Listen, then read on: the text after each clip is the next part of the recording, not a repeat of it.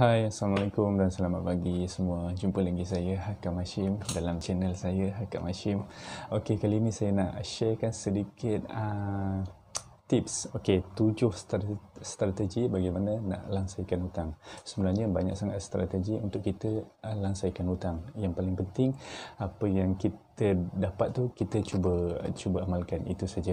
Okey, at least daripada 7 ni kalau kita dapat amalkan 3 atau 4 pun is better. Okey.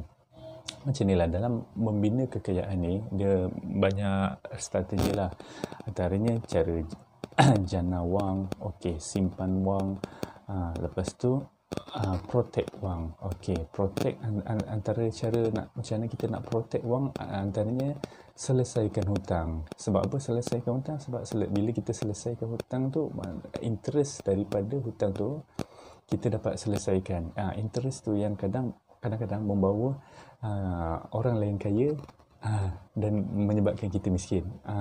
Itu dia, that's the point lah. Satu lagi nak protect adalah insurance. Okey, insurance ni jadikan dia sebagai alat untuk protect kita punya simpanan, bukan untuk dijadikan sebagai peleburan. Kalau peleburan banyak lagi, antaranya okey, saham, kita ada unit trust, kita ada emas, kita ada tanah dan so on lah. Okey, tapi jadikan insurans ni sebagai protection. Okey, sama juga macam macam mana kita nak, kenapa kita nak selesaikan hutang? Sebab nak protect duit kita daripada dimakan interest tadi. Okey, so kita kita cepatkan sikit, kita go to the first one. Okey, first, jangan buat hutang lagi. Okey, first, jangan buat hutang lagi. Okey, so macam mana tak nak buat hutang lagi? Okey, caranya adalah dengan beli sesuatu secara cash. Okey, melainkan ada dua benda yang kita tak boleh beli secara cash lah. Biasanya first kereta dan second rumah. Okey, rumah itu kita kena jadikan dia komitmen lah. Contoh kita akan kena bayar hutang rumah tu dalam masa 20 tahun lah. Biasanya macam itu, 20 ke 30 tahun. Okey, so kita letakkan dia sebagai komitmen bulanan kita. Okey, untuk kereta pula, belilah kereta yang ansurannya better bawah 5 tahun. Okey, kita nak settlekan installment tu bawah 5 tahun. Kalau boleh dapat 3 tahun lagi baguslah. So, contoh let's say lah kita nak buat loan pembiayaan kereta kan. Pembiayaan kereta dalam harga 100,000. So, kita fixkan kita punya pembayaran tu dalam masa 3 tahun saja. Itu lagi baguslah sebab interest dia akan lagi sedikit. Okey ya. First, jangan buat hutang lagi. Kita pergi ke second point, langsaikan hutang yang interestnya paling tinggi dahulu. Okey, yang ni dalam teknik snowball tu dia memang ini salah satu daripada point dalam snowball punya teknik lah. Snowball punya teknik kalau korang pernah dengar kan. Okey, atau mungkin saya boleh buat sharing snowball punya teknik lah dalam video yang lain lah. Tapi dia punya point dia adalah kita selesaikan hutang yang paling interest dia paling tinggi. Biasanya hutang apa? Biasanya hutang kad kredit lah. Biasanya hutang kad kredit atau hutang kita punya personal financial. Ini dua ni yang interestnya besar. Diikuti dengan yalah hutang, mungkin cek balik lah korang punya hutang kan, dia berbeza kan. Mungkin diikuti dengan hutang pembiayaan kereta dan hutang PTPTN dan sebagainya. Cek balik lah dia punya interest tu dan buat satu summary. Okey, itu poin kedua, langsaikan hutang interest yang paling tinggi dulu. Okey, poin ketiga, buka dana full settlement hutang. Macam mana nak buka? Senang saja. Yang ni depends pada korang. Korang nak buat satu account untuk full settlement hutang dalam akaun bank ataupun korang nak pegang cash. Tapi better saya sarankan simpan dalam korang punya akaun bank lah. So bila dah cukup dia punya amount, baik buat sekali full settlement hutang kereta ke, hutang apa ke, buat one by one lah. Settlekan satu persatu dan kita ikuti daripada interest yang paling tinggi. Let's say korang ada kad kredit, settlekan first kad kredit dulu, then loan pula, personal loan, dan ketiga apa, loan kereta dan sebagainya lah. Okey, itu poin ketiga, buka ke dana full settlement hutang. Okey, poin keempat, guna duit durian runtuh seperti bonus untuk langsaikan hutang. Okey, ini untuk korang yang bekerja lah. Siapa yang bekerja, biasanya dalam setahun tu at least korang ada sekali lah dapat bonus. So gunakan duit bonus tu, janganlah gunakan kalau korang nak, contohlah bonus tu dapat bila raya kan, so janganlah gunakan 100% untuk joli sakan kan.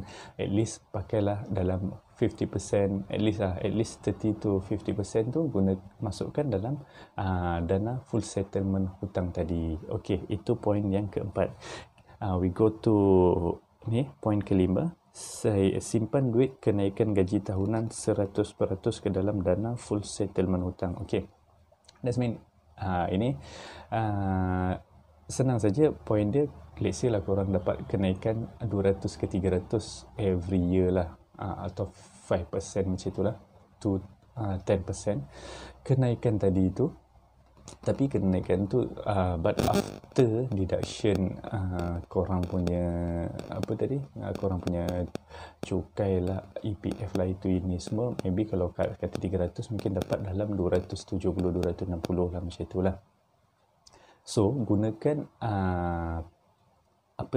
duit kenaikan gaji ni dalam yang bersih lah, net income yang naik tu dalam 270 tu tadi tu, masukkan terus dalam dana full settlement.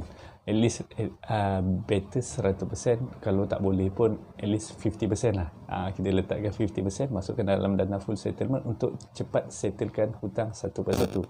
Okey, kita pergi poin ke-6. Bila sudah selesai satu hutang, simpan ansuran bulanan seterusnya ke dalam dana full settlement hutang. Bila sudah selesai satu hutang, simpan ansuran bulanan seterusnya ke dalam dana full settlement hutang. Okey, maknanya bila dah selesai satu hutang tu, simpan ansuran bulanan seterusnya ke dalam dana full settlement. Maknanya simpan ansuran bulanan tu tadi ke dalam dana full settlement. Maknanya yang ni macam teknik snowball tu tadilah. Okey, yang saya cerita pada awal video tadi. Bila dah selesai satu hutang tu, contoh hutang, let's say lah, kita letaklah hutang pinjaman kereta tadi, lebih kurang 500, habis tak saja 500 tu tadi, kita buat full settlement. So 500 ansuran bulanan tu masuk ke dalam dana full settlement yang seterusnya. So maknanya dana full settlement korang ni makin cepat grow lah, itu saja. Dan bila cepat grow, maknanya cepatlah habis hutang yang seterusnya. Okey, itu poin yang ke-6. Dan the last one, bayar hutang secara automatik. Macam mana nak bayar hutang secara automatik ni?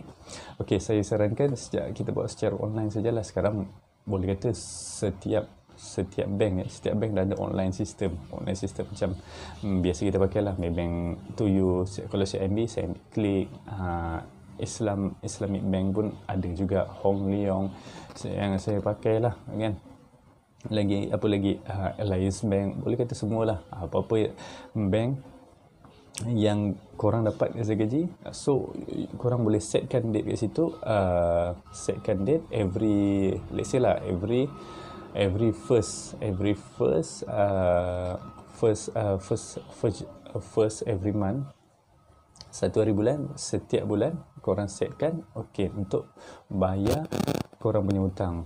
Okey, let's say lah korang dapat gaji 30 hari bulan the previous month tu, satu hari bulan korang setkan untuk bayar hutang kereta, bayar hutang apa lagi, segala hutang semua korang settlekan dulu. Tapi first jangan lupa bayar diri korang dulu. Macam mana nak bayar diri korang dulu? Masukkan duit gaji korang tadi dalam simpanan dulu. So bila dapat gaji, simpan, barulah bayar hutang. Okey, then last kali barulah belanja untuk diri sendiri. Okey, dapat ke dapat? Okey, itu saja perkongsian daripada saya tadi, 7 strategi macam mana nak langsaikan hutang. Okey, itu saja. Jumpa lagi saya dalam video yang seterusnya, insya-Allah. Bye. Assalamualaikum.